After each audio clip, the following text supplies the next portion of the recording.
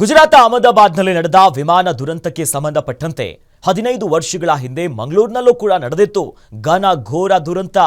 158 ಮಂದಿ ಸಾವನ್ನಪ್ಪಿ 8 ಮಂದಿ ಬದುಕಿ ಉಳಿದಿದ್ರು ಮಂಗಳೂರಿನ ಘಟನೆಯಲ್ಲಿ.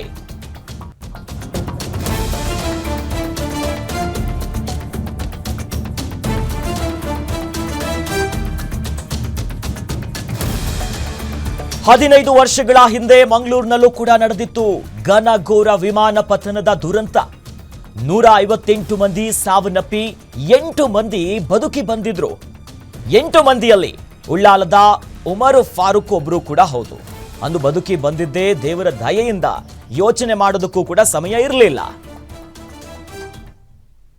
22 ಮೇ 2010ರಲ್ಲಿ ನಾವು ರಾತ್ರಿ ದುಬೈಯಿಂದ ಹೊರಟು ಮಂಗಳೂರಿಗೆ ಬರ್ತಾ ಇದ್ವಿ.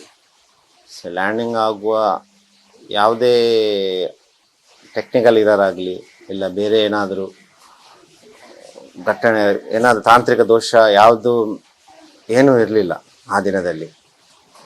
ಲ್ಯಾಂಡಿಂಗ್ ಆಗಲಿಕ್ಕೆ ಒಂದು 10-20 ನಿಮಿಷ ಇತ್ತು ಮಂಗಳೂರು ಏರ್ಪೋರ್ಟಿಗೆ. ಸೊ ಯೂಶ್ವಲಿ ಎಲ್ಲ ಫ್ಲೈಟಲ್ಲಿನೂ ಲ್ಯಾಂಡಿಂಗ್ ಆಗುವ ಮುಂಚೆ ಅನೌನ್ಸ್ ಮಾಡ್ತಾರೆ, ನಾವು ಸೇಫಾಗಿ ಲ್ಯಾಂಡ್ ಆಗ್ತಾ ಇದ್ದೀವಿ, ನಾವು ಲ್ಯಾಂಡಿಂಗ್ ಡಿಸ್ಟೆನ್ಸ್ ಇಷ್ಟು ಇದೆ, ಮಂಗಳೂರು ತಲುಪ್ತಾ ಇದ್ದೀವಿ ಅಂತೇಳಿ. ಸೊ ನಮಗೆ ಅನೌನ್ಸ್ ಆದಮೇಲೆ ನಮಗೆಲ್ಲರೂ ಖುಷಿ ಆಯಿತು, ನಾವು ಊರಿಗೆ ಮರಳಿ ಬರ್ತಾ ಇದ್ದೀವಿ, ನಮ್ಮ ಊರಿಗೆ ರೀಚ್ ಆಗ್ತಾ ಇದ್ದೀವಿ ಅಂತೇಳಿ. ಲ್ಯಾಂಡ್ ಆದ ನಂತರ ಒಂದು ದೊಡ್ಡದಾಗಿ ಬಡಿತಾ ಇತ್ತು. ಅಂದರೆ ಯೂಶ್ವಲಿ ಮಂಗಳೂರು ಏರ್ಪೋರ್ಟಿಗೆ ಲ್ಯಾಂಡ್ ಆಗುವಾಗ ರನ್ವೇಯಲ್ಲಿ ಟೇಬಲ್ ಟಾಪ್ ಆಗಿರೋ ಕಾರಣ ಸೊ ಲ್ಯಾಂಡಿಂಗಿಗೆ ಸ್ವಲ್ಪ ಸೌಂಡ್ ಆಗುತ್ತೆ. ಅಂದರೆ ರನ್ವೇ ಟಚ್ ಆಗುವಾಗ ಸ್ವಲ್ಪ ವೈಬ್ರೇಷನ್ ಆಗುತ್ತೆ. ಅವತ್ತು ಜೋರಾಗಿತ್ತು.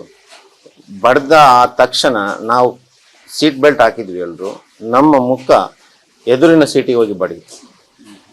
ನನಗೆ ಅದು ನನ್ನ ಮೂಕಿನ ನೋವು ಸುಮಾರು 2 ತಿಂಗಳವರೆಗೆ ಇತ್ತು ಹಾಸ್ಪಿಟಲಲ್ಲಿ. ಆ ಥರ ಬಡೀತು, ಎಲ್ಲರದ್ದು ಬಡೀತು.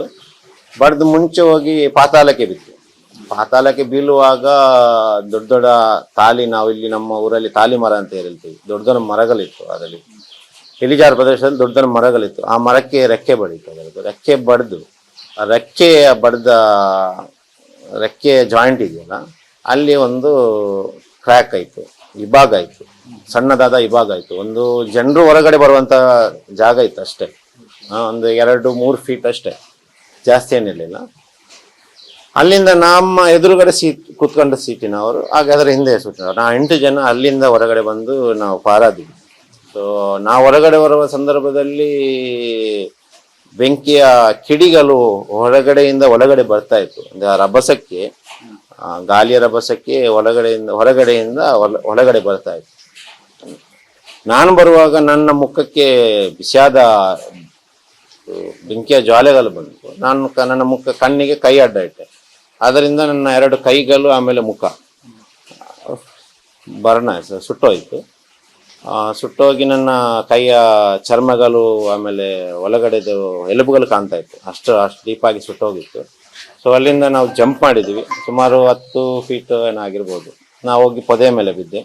ಆಮೇಲೆ ಇನ್ನೊಬ್ರು ಡಾಕ್ಟರ್ ಸಬ್ರೀನಾ ಅಂತೇಳಿ ಡೆಂಟಿಸ್ಟ್ ಕಲಿತಾ ಇದ್ರು ಅವಾಗ ಸ್ಟೂಡೆಂಟ್ ಮಣಿಪಾಲಲ್ಲಿ, ಬಾಂಗ್ಲಾದೇಶವರು. ಅವ್ರು ಹೋಗಿ ಮರದಲ್ಲಿ ನೇತಾಡ್ಕೊಂಡು ಅವರ ಕಾಲ್ ಫ್ರ್ಯಾಕ್ಚರ್ ಆಗಿತ್ತು. ಆಮೇಲೆ ಮುಕ್ಕಿದ 6 ಜನರು ಸಣ್ಣ ಪುಟ್ಟ ಗಾಯಗಳಾಗಿ ಪಾರಾಗಿದ್ರು. ನಾನು ಸುಮಾರು 2 ತಿಂಗಳು AG ಹಾಸ್ಪಿಟಲ್ ಇದೆ. 22